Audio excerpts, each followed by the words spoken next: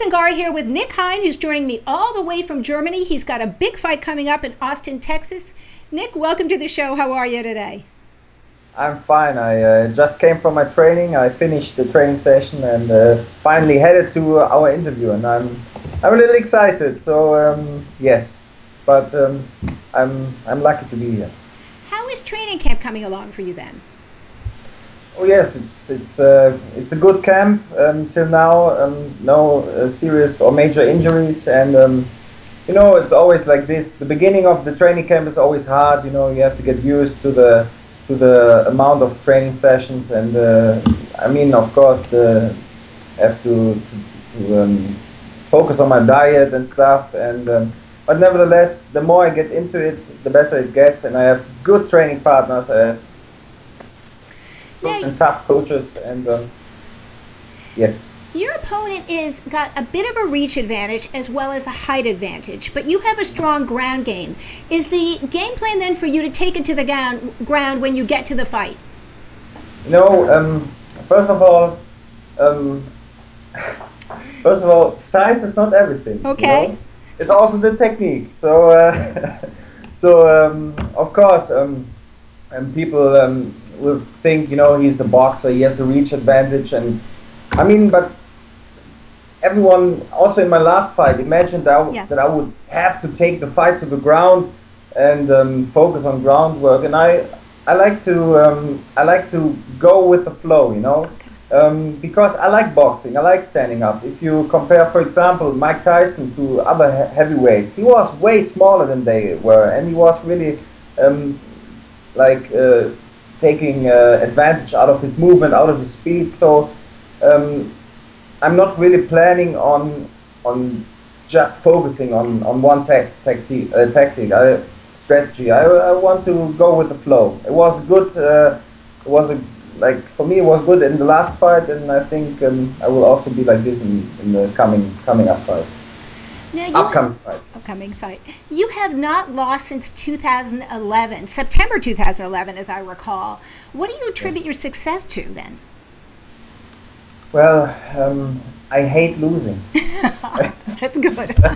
That's good for us. That's good for us MMA fans. We like to hear that.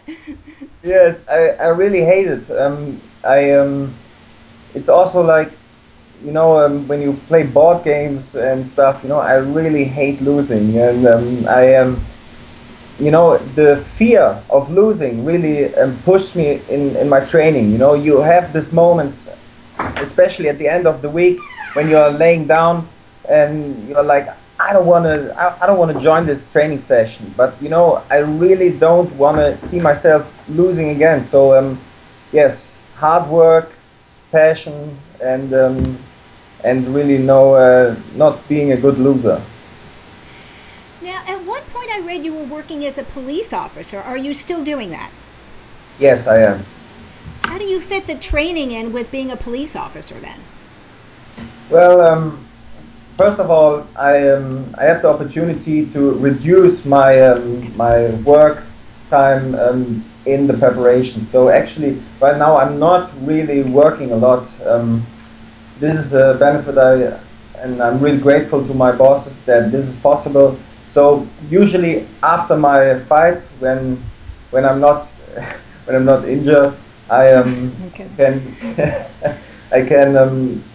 try to work more, and like for example, the time I lost during my preparation, I try to to get it back. But in the preparation, I'm really focusing only on training like a professional MMA player. Now, many of our audience may not know, but you almost made it to the 2008 Olympic. Can you share that story with our viewers then? Yes, of course. I did judo for 20 years, and in 2008 I was really in the closer circle of athletes going to the Olympic Games.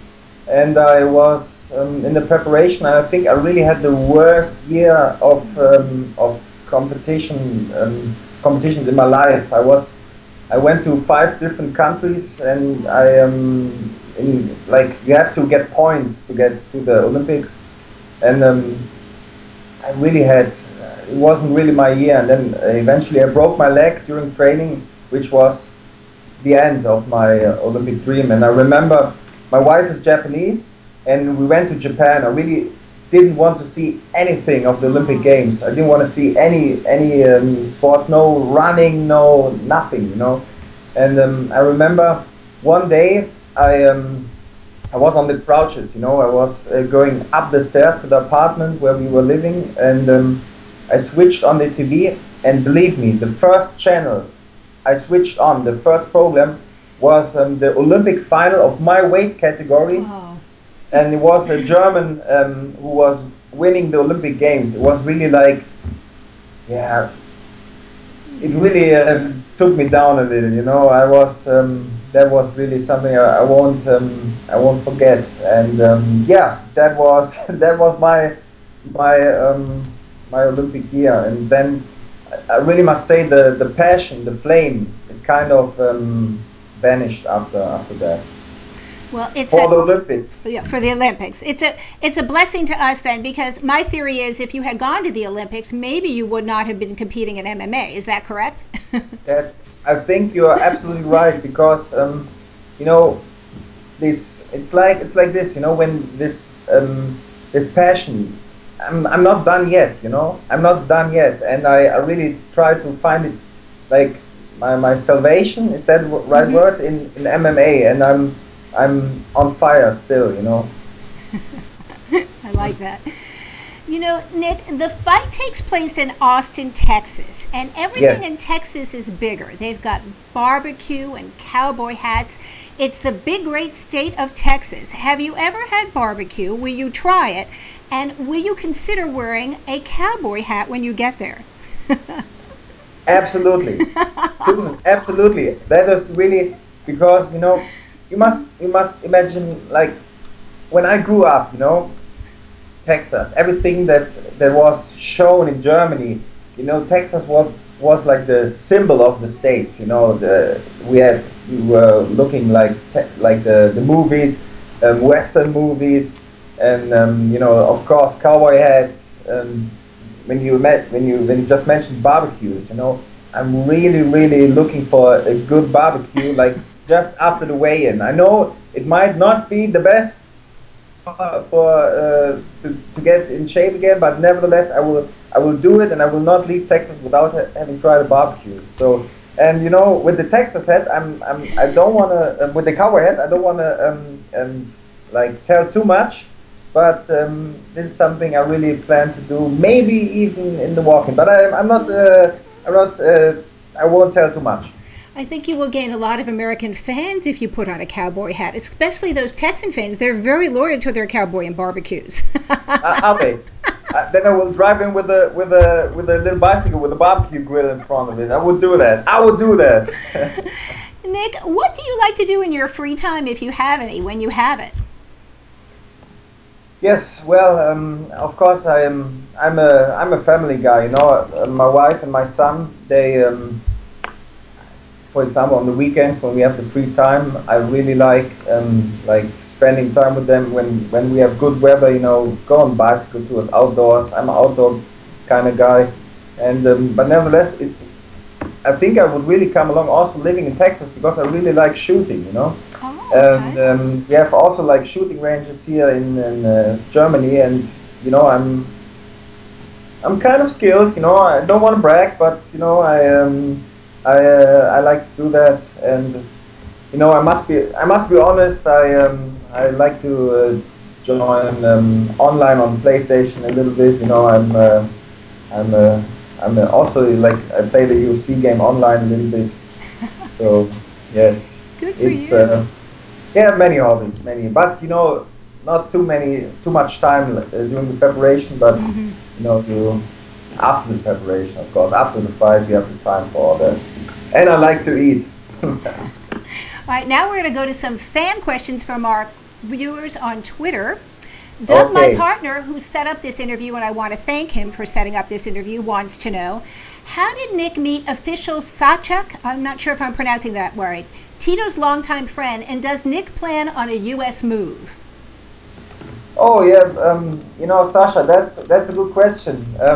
Actually, we met the first time, I'm in a TV show in Germany, and I was like asking fans, because we wanted to bring the show, the content of the show really doesn't have to do anything with MMA, but I wanted to bring MMA also to the viewers, and we were having a scene where I was fighting an MMA fight in the show, and I wanted to have real MMA fans as spectators for the show. So we were asking on Facebook and on Twitter who wants to join. And Sasha, he's a crazy guy. He's working for the U.S. military as a driving instructor in Kuwait. Really far away. And he said, I will come. I will join. I want to be there in Germany. I think this is a 1 billion kilometer flight. It's really far away. And he just came for 2 days, and that was really something that impressed me. And yeah, we had a good time there. We were talking a lot, and then he also, like a few weeks ago, he invited me to Kuwait because he said you need to get used to the hot climate in Texas. So let's do some desert jogging and stuff. And right now we are really close. We have a good relationship, and actually he's right here right now. He's sitting there and chillaxing. Chillaxing, I like that word. Is that a German word, chillaxing? It's a word. I just made it up. Well, you're good on the fly then. Our next question comes from Kaiser David. He wants to know, did you ever need to use your martial arts skills as a cop? Actually, yes, and really helps. It's funny. I remember one time we had to arrest somebody, and the guy he was a little drunk. And when he realized that we had to arrest him, he tried to punch me. So I ducked under and took him in a double leg takedown, and flipped him over, somersaulted him, and he was quite impressed. And when he woke up, he was arrested. But he was good after that. We were even talking about that later when he yes. That's interesting. Yeah. I like that. Shogun Pants wants to know, what does Schnell Katalivkov mean? And I think that's a German word. Yeah, you're laughing at my bad German, I know. You just said faster potato head. It means like schneller, it's faster, and Kartoffelkopf is potato head. Okay.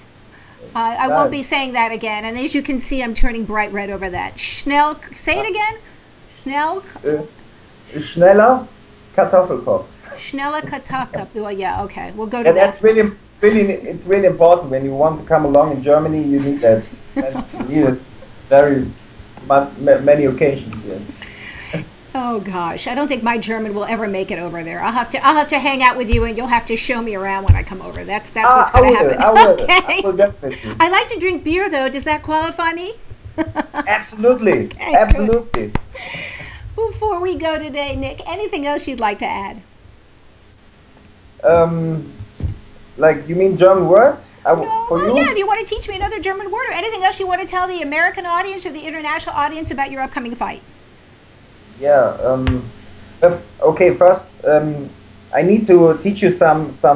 We have also different accents here in Germany, and I really need to teach you some Cologne accent. Okay. So we have some sayings that are really important. When you want to say like, for example, if you would ask me in German, how do you think the fight is going? Okay. As a real Cologne guy, I would say, et gut. Wird gut. It's good, wird good. Okay. It's good. It's good. Et good. Et good. Wie et good. Et good, wie et good. Not bad. Not bad. What is how do you say the word fighting in German? Because I know lutar or luta is in Portuguese, that's to fight. So what is the word to fight in German? It's really easy. Kämpfen. Kämpfen. How about good luck? How about if you just teach me how to say good luck, and I wish you good luck in German. Viel Glück. Viel Glück. Yes. Yes. Okay. Good. Well, see, that one I got right. Well, then I want to wish you viel Glück, Nick Hein, on your upcoming fight in Austin. We look forward to seeing you, and I want to thank you very much for your interview.